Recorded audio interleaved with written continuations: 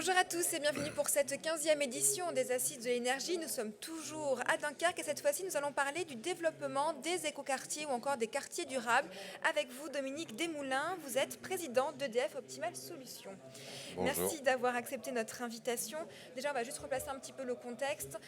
Comment se construisent ces écoquartiers? Pourquoi sont-ils en plein développement en ce moment? Alors actuellement, il y a environ 1 millier d'écoquartiers qui sont en cours de construction en France.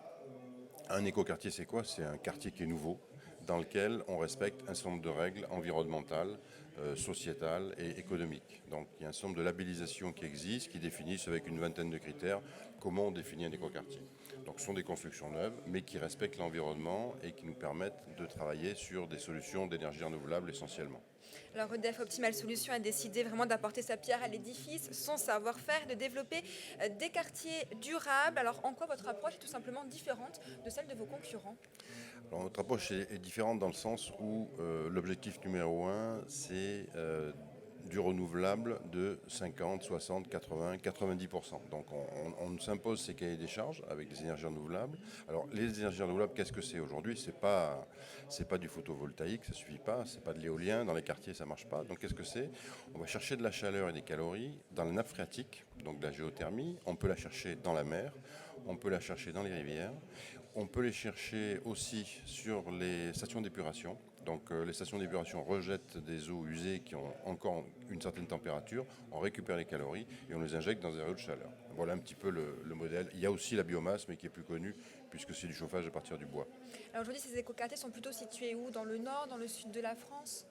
Ils sont situés à peu près partout. La différence entre le nord et le sud, c'est que sur le nord, on va pousser sur le chauffage, et sur le sud, on va pousser sur le froid, donc sur la climatisation. Aujourd'hui, les chantiers qu'on a, on a un très très gros chantier sur Bordeaux, qui s'appelle Bassin à flot, il y a 700 000 m², et là on développe 2 réseaux de chaleur, l'un qui est à partir de biomasse, et le second qui est à partir de géothermie et de pompe à chaleur. Bon, par exemple, c'est un exemple que je vous donne, on en a dans les Alpes-Maritimes avec Roquebrune, Cap-Martin, on en a en Rhône-Alpes.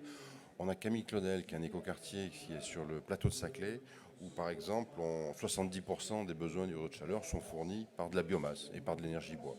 Voilà le genre d'exemple qu'on a. On en a 5 ou 6 en chantier actuellement. Et on travaille sur une quinzaine pour les 2 années qui viennent. Et pour vous, l'enjeu majeur pour permettre justement de continuer à développer ces écoquartiers, ce serait lequel? Alors l'enjeu majeur, nous, c'est l'énergie. C'est-à-dire des bâtiments économes en énergie, et des bâtiments dont l'énergie ne produit pas de CO2, ne produit pas de gaz à effet de serre. Donc du renouvelable, du local, pas de CO2, et puis surtout une espèce de cohésion sociale à inventer, puisqu'on peut retrouver aussi des habitations normales, des habitations à loyer modéré, il faut de la mixité sociale, on peut retrouver aussi des bâtiments. On va aussi développer de l'éclairage public, la mobilité électrique aussi intéresse en général ces gens-là. C'est-à-dire que les gens qui vont habiter dans ces quartiers ont plus tendance à utiliser des véhicules électriques que d'autres personnes, puisqu'ils sont soucieux de l'environnement. Donc c'est le genre de choses qu'on développe pour l'avenir. On développe aussi un art de vivre, du coup, pour On les essaye, générations futures. on essaye. En tout cas, on reste humble sur le sujet, mais on essaye. Merci beaucoup Dominique Desmoulins d'avoir répondu à mes questions. Plus d'informations bien sûr sur le sujet sur le site internet d'EDF Optimal Solutions.